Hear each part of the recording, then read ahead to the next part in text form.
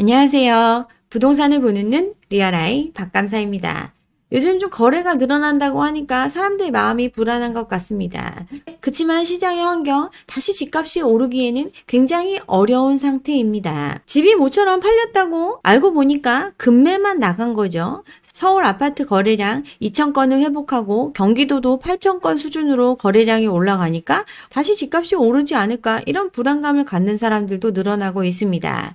그치만 서울 아파트 거래량 지난해 정책자금에 힘입어서 2,000건대에서 3,000건 이상 그렇게 올라가다가 자금이 소진되고 나니까 다시 1,000건대로 떨어진 시장이었습니다. 재작년에는 1,000건도 안 되는 거래량을 보였던 것, 그게 시장의 모습이고 실제 가격이 내려가도 사람들 아직 닿을 수 없을 만큼 거품이 빠지지 않은 시장입니다. 2월 거래량 다시 좀 줄어들고 있고 이걸 추세적인 거래량의 상승으로 보기에는 좀 어렵다고 볼 수 있어요. 거래가 는다, 전세가가 오른다, 또 분양가도 오른다, 그리고 20억 로또라고 하면서 강남의 단지 줍줍에 100만 명이 넘는 사람이 모이는 거, 이런 거 보면서 여전히 나는 돈은 없지만 더 비싸게 사줄 사람이 있을 거다라고 시장의 부흥을 기대하는 사람들 얘기가 들려오고 있어요. 근데 사줄 여력이 없습니다.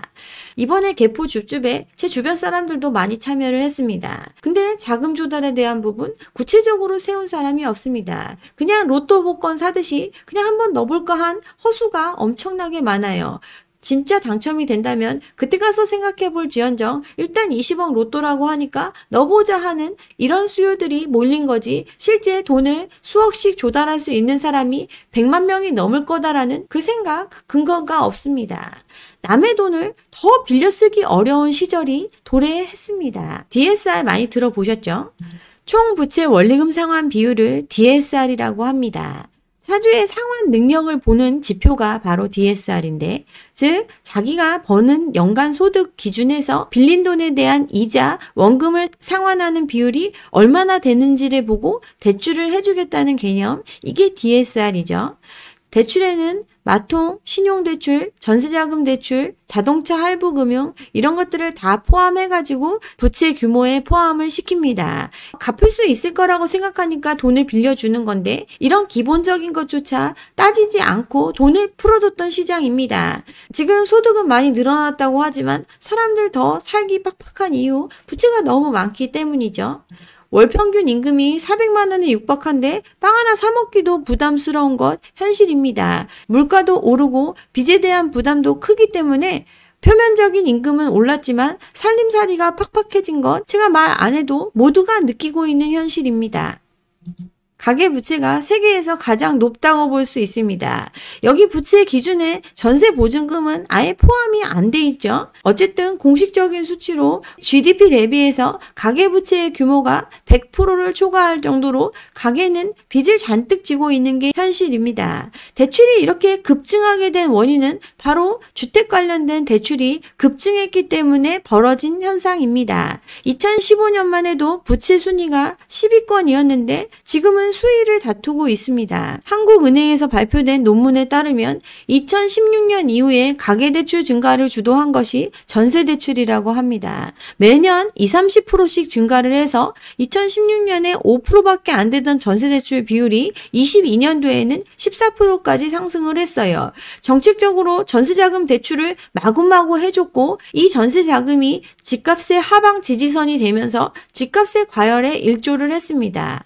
이렇게 대출이 늘어날 수 있었던 거 정부가 보증해주는 대출인데 은행 입장에서는 마다할 이유가 없었죠. 그만큼 허그는 그 부담을 짊어지게 됐습니다. 또한 서민들 내 집 마련을 지원한다고 정책 모기지를 통해서 수많은 정책 자금을 풀었고 이 또한 가계대출의 증가에 혁혁한 공을 세웠습니다. 최근 들어 금리가 올라가고 사람들 부담감이 있으니까 빚을 줄이려고 하는 노력을 하고 있습니다. 그렇지만 정부가 더 낮은 금리로 빌려준다고 하면 그 자금을 활용해서 또 빚을 내서 집을 사는 수요가 유입될 수 있습니다. 작년에 벌어졌던 현상이 바로 그거죠. 그래서 올해는 정책 모기지 공급 속도를 조절한다고 하고 DSR 적용 범위를 확대한다고 하면서 부채의 규모를 관리하기 위한 목표를 세웠습니다. 그치만 여전히 DSR 적용을 빼놓고 있는 수많은 대출이 있고 이를 통해서 가계부채의 문제는 해결되지 않고 있습니다. 소득 대비 빚의 상환 능력, 이게 DSR인데 이걸 안 보고 돈을 많이 빌려줬기 때문에 이미 빚을 너무 많이 지고 있는 상태입니다. 부채의 규모가 갚을 능력을 고려하지 않은 상태로 늘려놨기 때문에 현 상황이 됐어요. 특히 공적 보증을 통해서 빚내주는 게 만연했던 시장입니다. 전세라는 특별한 제도가 있는 우리나라, 이 전세 레버리지를 활용해서 뛰어드는 사람들을 더 많이 만들어낼 수 있었고 이건 집값 과열의 원인이 됐습니다. 이렇게 뛰어왔던 시장이고 이렇게 풀린 돈이 모두 집과 바꿔져 있습니다. 다시 집값이 더 오르려면 내가 과거에 졌던 빚만큼 빚을 낼 수 있거나 또는 소득이 늘어나서 그 집값을 채워줄 수 있어야만 가능한 일인데 그런 일은 앞으로 벌어지지 않습니다. DSR의 적용은 더욱더 강화되고 있죠. 집값 과열의 원인이 된 대출 마구마구 풀렸고 이에 대한 DSR 도입은 천천히 이루어졌습니다. 제한이 시작된 건 이미 모두가 빌려가고 난 후라고 봐도 과언이 아니죠.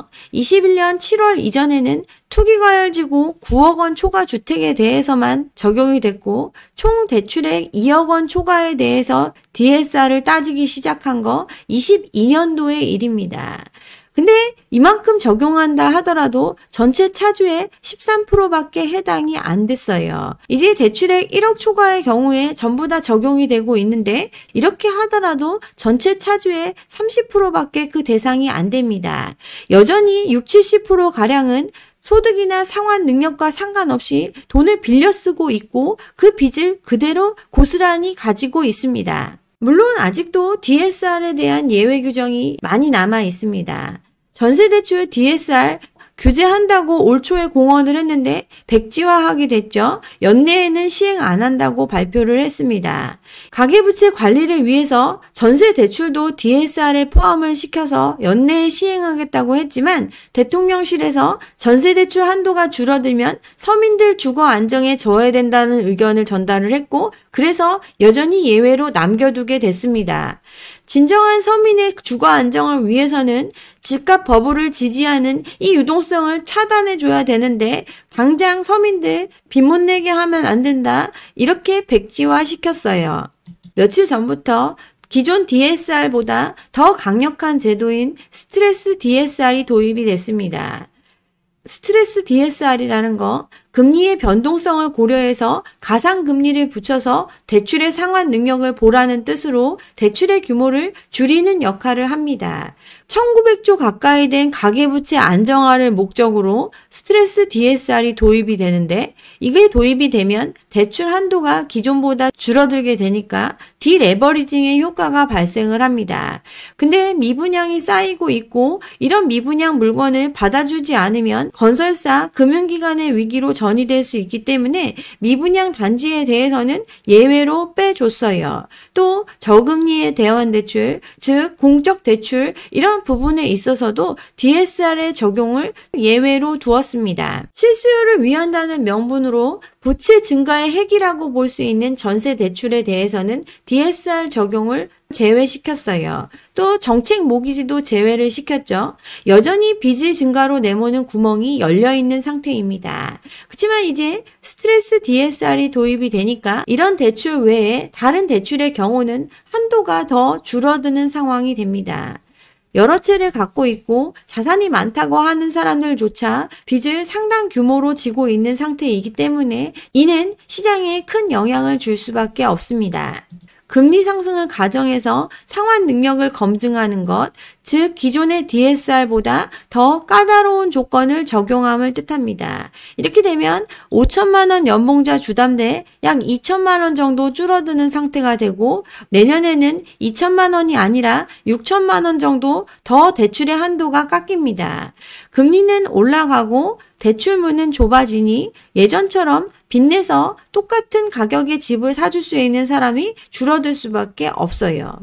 대출의 상환 능력을 보수적으로 추정하는 게 스트레스 DSR인데 현재는 현행 금리를 기준해서 DSR을 뽑지만 스트레스 DSR 체계에서는 향후 잠재적인 인상폭까지 고려해서 즉 위험률을 더 고려해가지고 그 금리를 기준해서 DSR을 따지게 됩니다. 금리가 시장 금리에 연동해서 변동하는 변동형의 경우는 이 스트레스 금리가 100% 적용이 되죠. 그치만 사람들 적응 과정이 필요하니까 상반기에는 25%만 반영하고 하반기에는 50%, 내년에는 100%를 반영하게 됩니다. 금리의 변동에 대한 리스크를 고려하는 게 스트레스 DSR이기 때문에 혼합형이라든가 주기형을 택하면 조금은 가상금리가 줄어들게 되지만 어쨌든 예전 방식보다는 대출이 제약되는 형태가 됩니다. 혼합형 같은 경우는 60%, 주기형 같은 경우는 30%만 반영을 하는데 똑같이 3단계에 걸쳐서 점차적으로 그 적용이 이루어집니다. 연소득 5천만 원인 사람이 40년 만기 현행 5%의 금리로 3억 4,500까지 대출을 받을 수 있었다면 스트레스 DSR이 도입이 되면 2억 8천까지 한도가 떨어지게 됩니다. 단계적인 도입이니까 상반기에는 한 2천만 원 빠지고 하반기에는 한 4천만 원 빠지고 최종적으로는 6천만 원 정도 그 한도가 줄어들게 됩니다. 다만 당장은 1금융권 주담대에만 적용이 되는데 하반기부터는 신용대출 2금융권 주담대에도 이 스트레스 DSR이 도입이 되기 때문에 기존보다 훨씬 더 제약적인 형태로 대출을 활용하게 되는 그런 환경이 앞으로 펼쳐지게 되죠. 결국 그동안 감당할 수 있는 여부 이런 거 따지지 않고 빌려줬던 부채가 한계 상황에 달했기 때문에 이런 제도들이 도입되고 있습니다. 단계적으로 적용이 돼서 이제 시작이 되는데 이 얘기는 실질적인 부동산 시장의 유동성 축소로 이어집니다. 또 여기에 고금리의 상황까지 계속 이어지고 있기 때문에 부동산 시장에 악재로 작용할 수밖에 없습니다.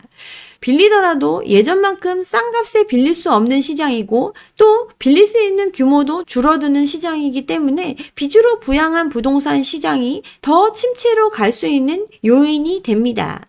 무슨 소리냐? 금리 곧 내릴 거다? 이런 얘기 하시는 분들 금리 내리는 것 굉장히 요원한 상황이라고 계속 설명드렸죠. 지금 금리를 올린 이유 인플레이션에 있습니다. 물건의 가격, 수요와 공급이 맞닿는 곳에서 결정이 되죠. 코로나 초기에 병으로 모든 게 멈추니 수요가 급감하게 되는 상황이 됐습니다. 이러면 공급은 수요에 맞춰서 조절을 해야 되는데 그걸 준비할 시간도 없이 팬데믹을 맞이했어요. 공급자 다 망할 상황이니까 돈풀기를 통해서 시장을 부양했습니다. 수요를 진작시키는 방법, 사람들 일하지 않아도 풍족하다고 느낄 만큼 돈을 마구마구 풀어줬어요. 그러면서 유지할 수 있었죠. 근데 코로나를 장기간 겪으면서 글로벌화됐던 공급망이 붕괴가 됐습니다. 또 전쟁, 이상기후, 국제정세의 변화 등을 통해서 공급이 축소되는 현상이 벌어졌어요. 가격이 오르는 인플레이션이 시작이 됐습니다. 공급은 과거보다 상대적으로 위축이 되고 수요는 돈풀기를 통해서 증가가 되니까 가격의 상승 계속해서 이루어지는 인플레이션이 생겨났습니다. 이걸 되돌리는 방법, 공급을 다시 늘리는 것, 이건 시간이 걸리고 또 국제 정세에 따라서 달라지기 때문에 당장 할 수 있는 것, 돈을 많이 풀었던 주체가 돈을 줄이는 선택을 한 겁니다. 수요를 축소시킬 목적으로 돈을 흡수하는 것, 바로 고금리의 상황을 유지하는 것입니다. 인플레를 잡기 위해서 고금리가 시작이 됐고 근데 금리를 올렸음에도 아직도 물가가 잡히지 않고 있으니 이 상황은 계속되고 있습니다. 이미 인플레이션이 오기 전에 자산 과열 시장을 겪었습니다. 돈을 쉽게 빌려주거나 자산의 버블을 통해서 부를 이루는 사람들이 늘어나면 늘어날수록 수요를 낮추기가 어렵습니다. 여전히 자산 시장의 버블이 꺼지지 않고 있는 상태고 이런 상황들이 계속되니까 자산 시장의 과열 쉽게 가라앉지 않고 있습니다. 이런 상황에서 금리를 섣불리 내릴 수가 없는 거죠. 미국 피벗 물 건너갔다고 볼 수 있습니다. 고금리의 스트레스 DSR 여기에 고환율의 상황까지 우리가 맞닥뜨린 현실 그리 녹록치 않습니다. 결코 다시 쉽게 부동산이 과열되는 시장 오지 않습니다. 서서히 말라가는 유동성, 서서히 꺼지는 시장을 보면서 좀 더 관망하시고 때를 기다리셨으면 좋겠습니다. 네, 여기까지 오늘 준비한 내용이고요. 오늘 제 영상이 좋았다면 좋아요와 구독 잊지 마시고 다음 영상도 함께 해주시기 바랍니다. 감사합니다.